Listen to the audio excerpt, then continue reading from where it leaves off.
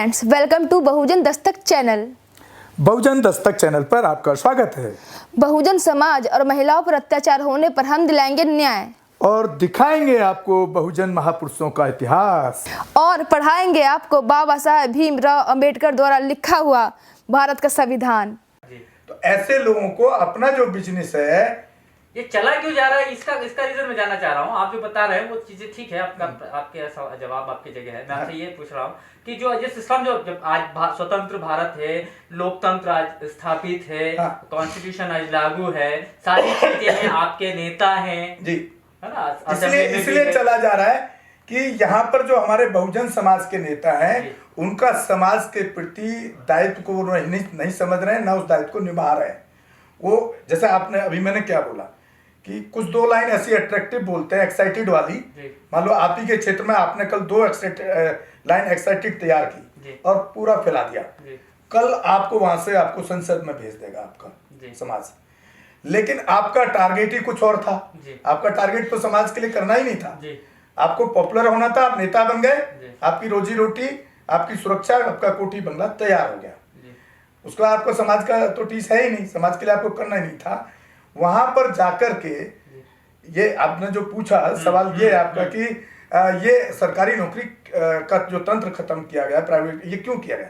जब हमारे किया गया ये तो क्लियर हो रहा है, लेकिन कैसे किया गया? आपके लोग वहां थे असेंबली में, वही जब हमारे लोग पार्लियामेंट में बैठे, क्योंकि ये तो केंद्र ने किया ये काम, तो 131 जो सांसद बैठे हैं शेड्यूल कास्ट के, वो अपने आप को, उनको समाज की परवाह नहीं है। उन्होंने तो मोदी को गिरवी रख दिया। मैं तो सीधा बोलता हूं, जब उनको समाज की परवाह नहीं, आपकी आवाज नहीं उठा रहे, इसलिए उन्होंने वो कानून पास कर दिया।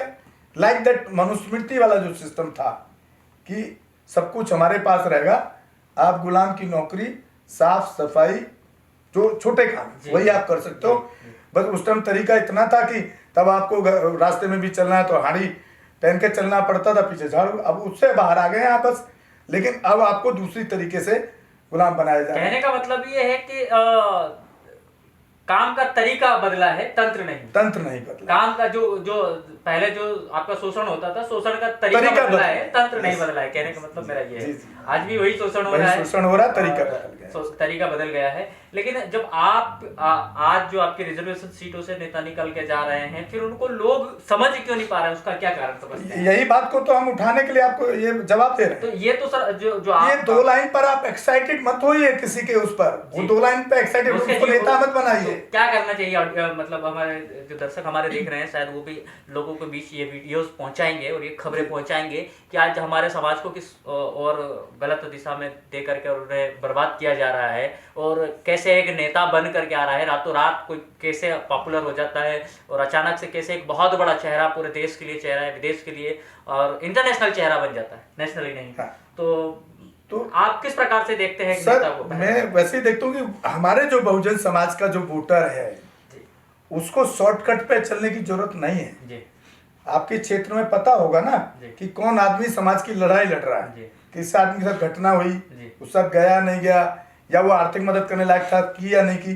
भले वो आर्थिक मदद करने लायक नहीं था तो उसने वैसे मदद किया, उसके साथ खड़ा रहा। काशीराम जी का एक जो आप पॉइंट रख रहे हैं, मैं साहब काशीराम जी का एक स्लोगन आपको बता रहा हूँ क्योंकि मैं उनके साथ रहा हूँ। साहब काशीराम कहते थे, हमारे को बोलते थे, खुद भी बोलते थे, लोगों को बोलते थे कि मैं नेता बनने नहीं आया, मैं नेता बनाने आया। बिल्कुल। और आप लोगों को भी नेता बनना नहीं है, नेता बनाना है। बिल्कुल। वो नेता किसको बनाना था? समाज के जिन लोगों को नेता बनाने की वो बात करते थे, वो उस परिवार के लिए बात करते थे कि जो नेता बनने लायक ही नहीं है। जी, आप तो पढ़े लिखे हैं, आप समझ रहे हैं, मूवमेंट को समझ रहे हैं। बहुजन महापुरुष जो गांव में जो आदमी रहता है गरीब, वो ऐसे या शहर में झुग्गी में रहता है, उसको नेता बनाने की बात करते थे, क्योंकि उसने वो जीवन में उस दर्द और वो झेला है, तो वो अगर असेंबली में जाएगा तो आपकी आवाज को उठाएगा। लेकिन बैसपा ने क्या किया बाद में? आज की डेट में जितने भी टिकट बैसपा में दिए जाते हैं, भले ही वो शेड्यूल कास्ट का परिवार हो, वो शेड्यूल कास्ट के उस परिवार को दिए जाते हैं जो पैसे वाला होता है, मजबूत होता है ताकत से। और इसका उदाहरण आप यूपी के अंदर जितने भी जिले हैं, किसी भी जाकर के जिलाध्यक्ष को देख लीजिए जो गांव से किसी गरीब घर में रह करके काम करता हो, घटनाएं हो जाती हैं, वहां तक वो जाते भी नहीं है।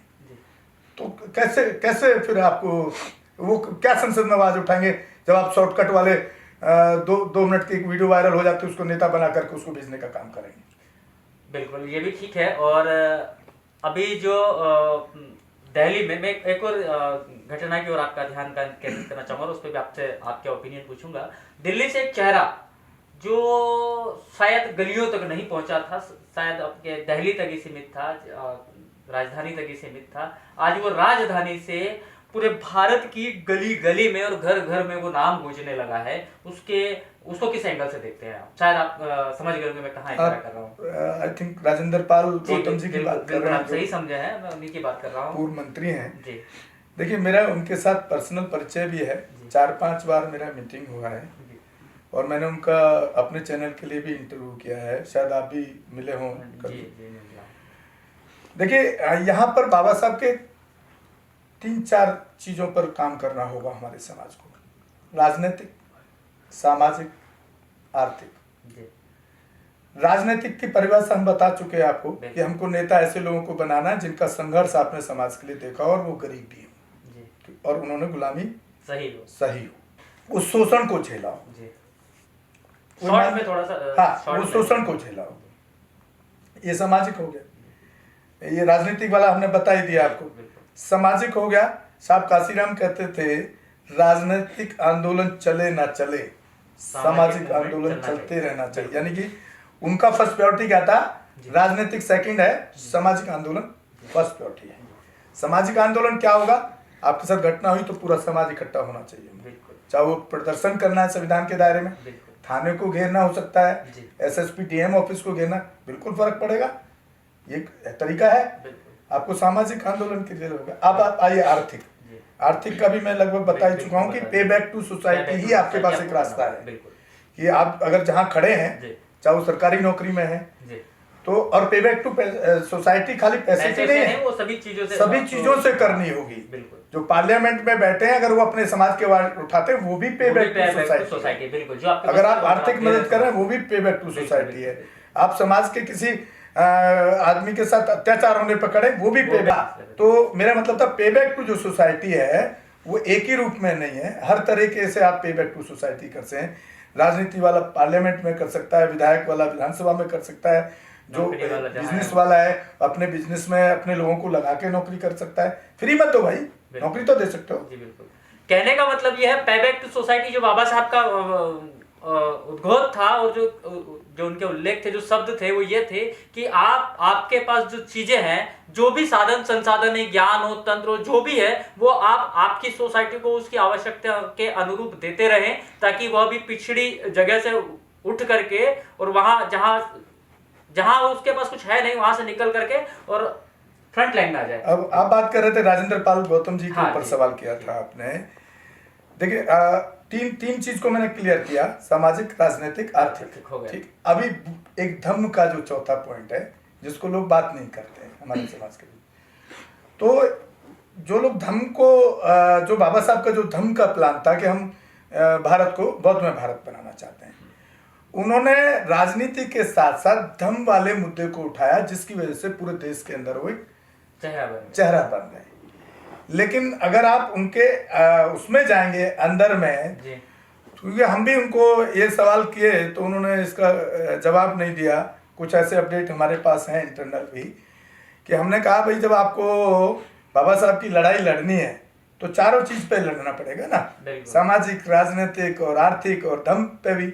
आप धम्म पे तो आपने हाईलाइट कर दिया अपने आप को, ये सामाजिक राजनीतिक की लड़ाई कौन लड़ेगा, समाज का जो शोषण, इसकी लड़ाई कौन लड़ेगा।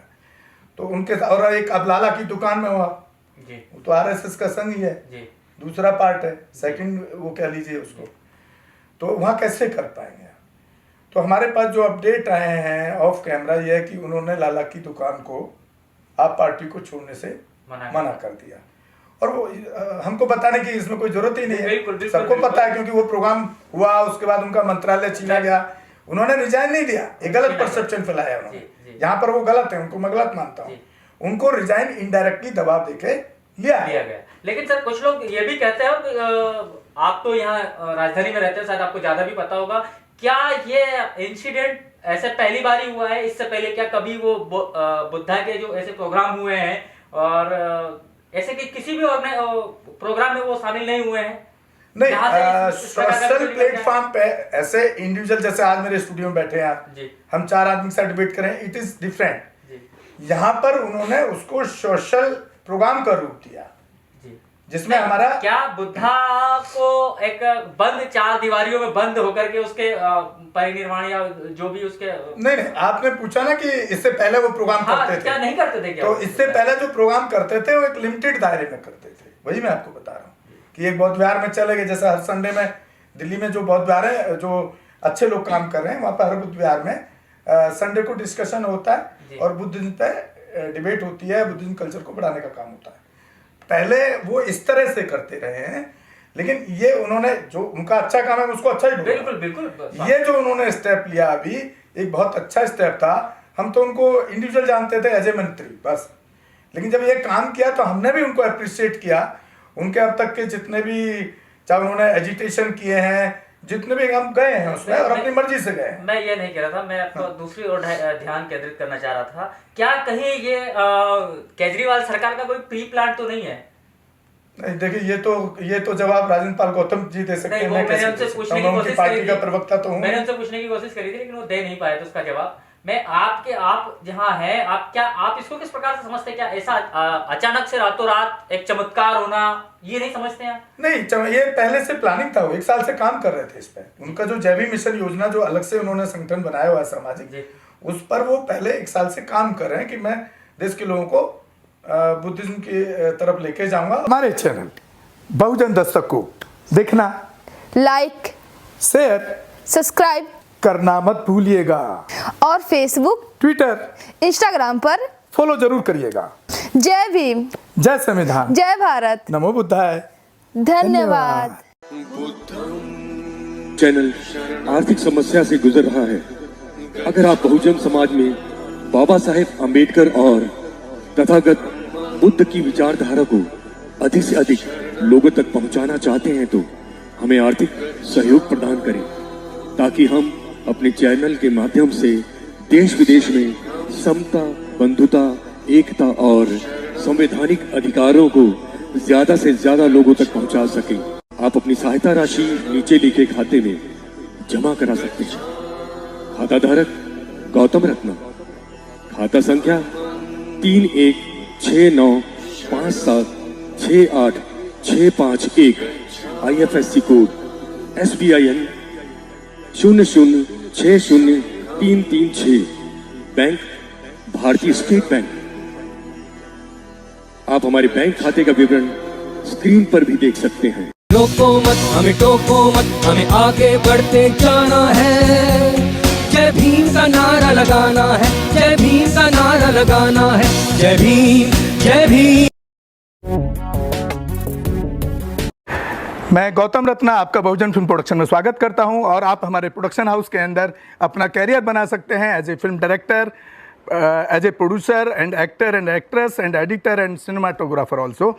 अगर आपको फिल्म से रिलेटेड कुछ भी प्रोजेक्ट आपको बनवाना है तो हमारे पास में पूरा सेटअप है, जिसमें फिल्म कैमरा है, शूटिंग लाइट्स है और एडिटिंग है। सारा A to Z एक ही जगह पर आपको हमारे यहाँ पर मिल जाएगा। तो दोस्तों आप हमें कांटेक्ट कर सकते हैं हमारे नंबर्स पर 9810085714 और 8510005714। हमारे वेबसाइट पे विजिट कर सकते हैं www.filmserviceindia.com और हमें मेल भी कर सकते हैं gautamfilmsproduction@gmail.com पर। धन्यवाद।